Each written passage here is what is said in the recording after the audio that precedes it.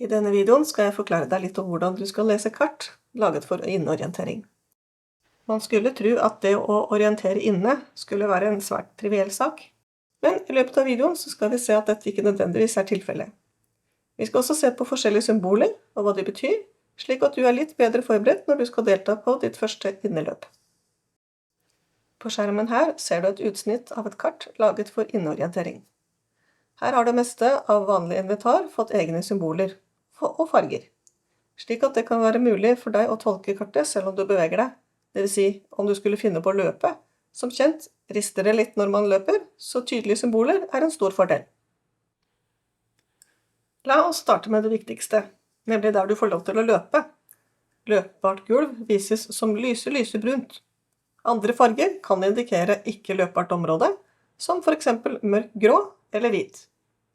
Mørkegrå felter er rom der det er sperret av. Dersom du skulle komme til en dør som fører inn til et slikt rom, og som tilfeldigvis er ulåst, så har du ikke lov til å ta deg inn der. Hvite felter på kartet teller heller ikke med som løpbart område. Dette kan for eksempel være at du står oppe i et stort bygg, der flere etasjer inngår under samme tak.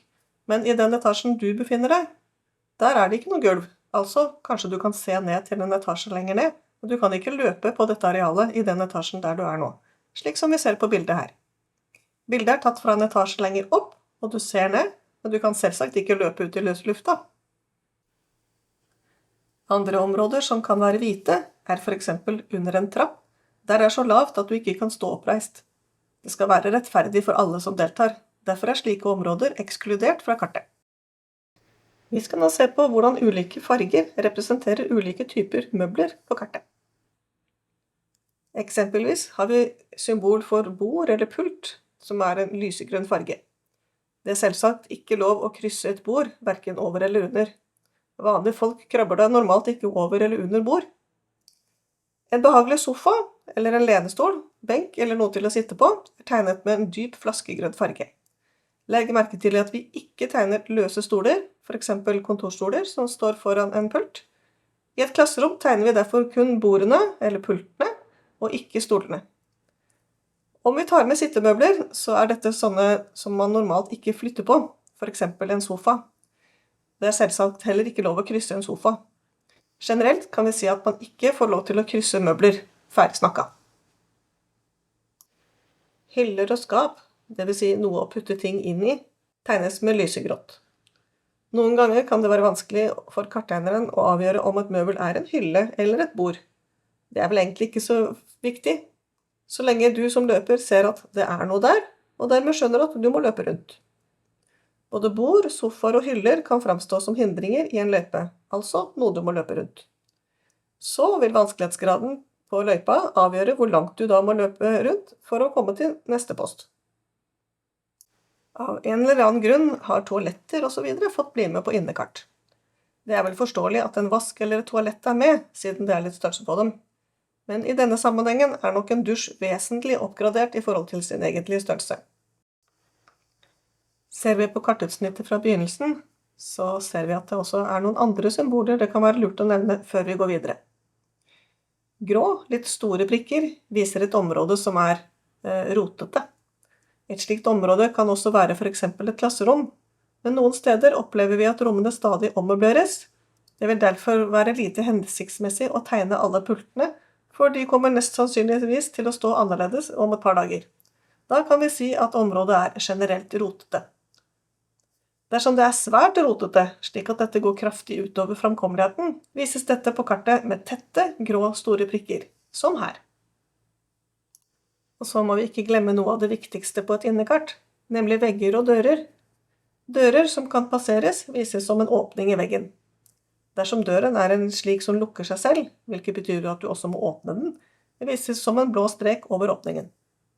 Dersom nær sagt alle dørene i et bygg er av denne karakteren, tegnes dørene bare som vanlige dører, altså kun åpninger uten blå strek. Du har kanskje også sett at ytterveggene på bygget har en litt tykkere strek enn veggene inne. I tillegg finnes det mindre vegger som ikke går helt til taket, det vil si såkalte skillevegger. Disse vises med en dyp grå farge. Enkelte rom har fleksible vegger eller gardiner. Disse vises på kartet med grå prikker langs en tenkt linje. Vi tegner ikke gardiner foran vinduene. Noen ganger finner vi innvendige gjerder, for eksempel et gelender til en trapp. Her brukes samme logikk som for øvrig orienteringskart, nemlig at tykk strek ikke kan passeres, mens en tynn strek er passerbar, selv om dette vil være en betydelig hindring. På kartet finner du også planter. Her skilles det mellom middelstore og store planter. Vi tar ikke med en tilfeldig potteplante i en vinduskarm, men gjerne planter som står i en større potte på gulvet. Hvis planten er svært stor, vises dette som en større grønn ring enn de øvrige plantene i lokalet. Olivengrønn farge på kartet betyr egentlig området der det er forbudt å løpe. Dette kan også brukes som planter, for eksempel der potten har en større utstrekning enn en vanlig potteplantepotte, eller for beplantede områder som her. Selv om det finnes andre synlige objekter innenfor et slikt område, så vises ikke dette på kartet, da dette området er utenfor rekkevidde og sånn sett uinteressant for deg som løper. Noe det snakkes mye om for inneorientering er trapper. Her skiller kartet på om trappa tar deg til en ny etasje, opp eller ned, eller om du kun beveger deg innenfor det planet eller etasjen der du er i øyeblikket. Kort fortalt kan vi si at trapper som tar deg til neste etasje opp er rød, og de som går ned en etasje er blå. For ordens skyld, kartet du ser nå er fra etasjen under der vi har stått da vi har tatt bildet. En enkel huskeregel her kan være å tenke på et termometer, der høye temperaturer vises med rødt og lave temperaturer med blått. Mindre trapper som bringer deg noen trinn opp eller ned innenfor samme etasje, tegnes med brune streker på kartet.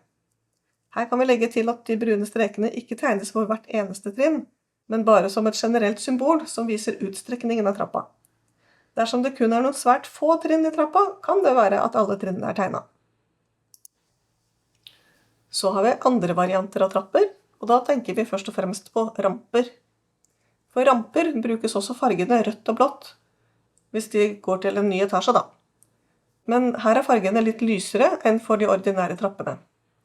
Ramper som går innenfor samme etasje, de tegnes med litt dypere brunfarge enn det som er gulvfargen ellers på kartet.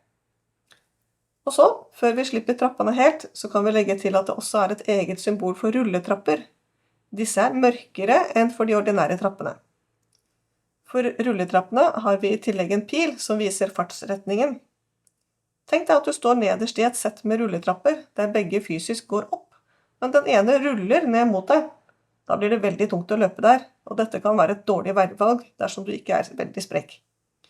For å vise fartsretningen på en rulletrapp, som avviker fra trappens logiske farge på kartet, bruker vi en hvit pil. Rulletrapp som beveger seg i samme retning som det som er logisk ut fra kartet, har ingen pil. Du har kanskje lagt merke til disse bokstavene på de kartene jeg har vist deg til nå. Disse bokstavene er viktige. De identifiserer hver av trappene, slik at når du ser samme bokstav i 2 eller flere etasjer, da vet du at dette er samme trappeoppgang. Dette er selve nøkkelen til mye av orienteringen inne. Slike bokstaver bruker vi også dersom bygningen har en eller flere heiser. Selv om det er avmerket en heis på kartet, er det ikke sikkert at den er i bruk under løpet. Dette vil i så fall stå omtalt i PM-et for løpet. Dersom kartet viser flere etasjer, vil du finne et tydelig tall som viser hvilken etasje denne delen av kartet gjelder for. Mellom etasjene vises en tydelig linje, slik at du enkelt kan se hvilke segmenter av kartet som viser samme etasje. Hvis det inngår flere bygninger i anlegget som kartet dekker, har hver av bygningene en bokstav som angir hvilket bygg det er snakk om. Det bør også være med en oversikt over bygningene. På tide å se litt på symboler som møter deg ute i løypa. Som for alle andre orienteringsløp brukes følgende symboler for å angi løypa: start, post og mål. Det er til stor hjelp dersom løypelegger har valgt å bruke postringer med en liten prikk i midten. Prikken indikerer nøyaktig hvor posten er, og dette kan være gunstig når det er mange små rom, og du må finne ut hvilken side av veggen du skal navigere mot for å finne posten. Og når vi først er inne på hvordan finne fram, så er det naturlig å se litt på postbeskrivelsen, det vil si lista over alle postene du skal besøke, i opplistet rekkefølge. Lista er satt opp som en tabell, og der finner du arrangementets navn, klasse, løypenavn eller nummer, distanse, postnummeret eller det vi kaller sekvensnummer, postkode, postbeskrivelse, det vil si objektet du skal finne posten ved, og hvor i forhold til objektet posten er plassert. Dette symbolet indikerer kartsnu, altså at løypa fortsetter på baksiden av arket. Derfor er dette settet med postbeskrivelser delt i 2. Her ser vi at det er 20 meter fra siste post til mål. Postbeskrivelsen trykkes vanligvis i svart-hvitt, derfor er også postbeskrivelsessymbolene noen enkle piktogrammer av objektet du skal finne. Her ser vi postbeskrivelsen til en løype, og vi skal gå gjennom hva de ulike symbolene betyr. Og da er det jo naturlig å begynne med start. Også startposten skal ha postbeskrivelse. Her ved siden av et skap. Prikken indikerer selve posten, og ringen symboliserer postobjektet, altså skapet i dette tilfellet. Første post har kode 207. Den er plassert i et hjørne inni et rom. Neste post er en plante. Enden av et rekkverk, det vil si sperrebånd, i labyrinten vår. Nederst i en trapp. På baksiden finner vi følgende. Oppå et bord, eller her en kjøkkenbenk, og i enden. Sofa. Vask. Toalett. Dusj. Pilar. Og så er det på tide å komme seg til mål. Postene i et inneløp skal være markert med en postenhet i tillegg til tidtagerenheten.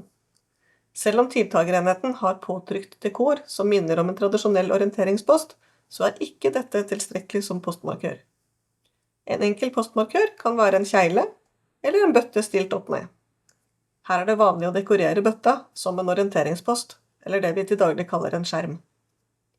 Her ser vi en post som er satt opp på korrekt måte. For å gjøre løypa mer spennende enn bare å løpe langs en korridor og inn en dør i ny og ne, er det vanlig å legge på noen ekstra hindringer eller løypeobjekter som løperne må forholde seg til.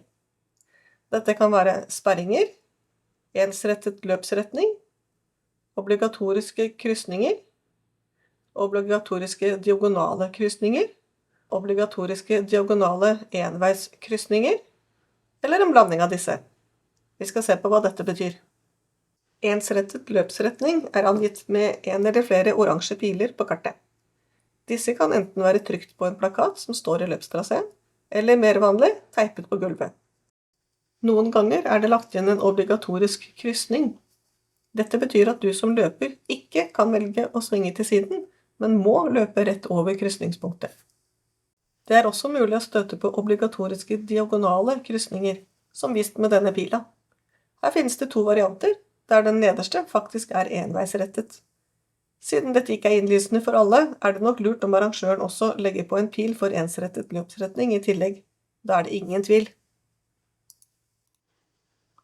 Sperrebåndet brukes til å fortelle løperne hvor de kan ferdes fritt, og hvor det er stengt. Det er ikke lov å krysse et sperrebånd. Fortvil ikke.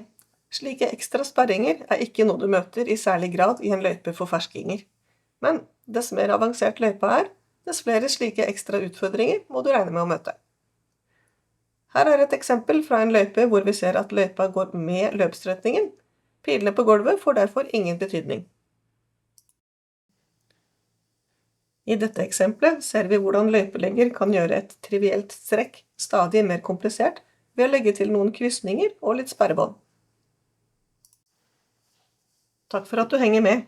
Hvis du vil være med et par minutter til, skal jeg vise deg hvordan det oppleves å løpe inne. For ordens skyld, arrangøren her hadde ikke brukt postmarkører, så alle postene er kun markert med tidtagerenhet. Men dette hadde de også opplyst om i PM. Vi hopper inn i løypa på vei til post 11. Jeg har en løper foran meg som du kommer til å se flere ganger i filmen. Jeg har snakket med henne etter at jeg har filmet, hvor hun har sett hele filmen, og har samtykket i at jeg bruker filmen. Hvis du følger med på kartet ute på høyre side, så vil du se en blå prikk som skal illudere min posisjon. Den er satt på etterpå, og det er litt sånn cirka, men det gir deg en liten indikasjon på hvor på kartet jeg er hen, og kanskje litt også hvordan jeg tenker mens jeg løper.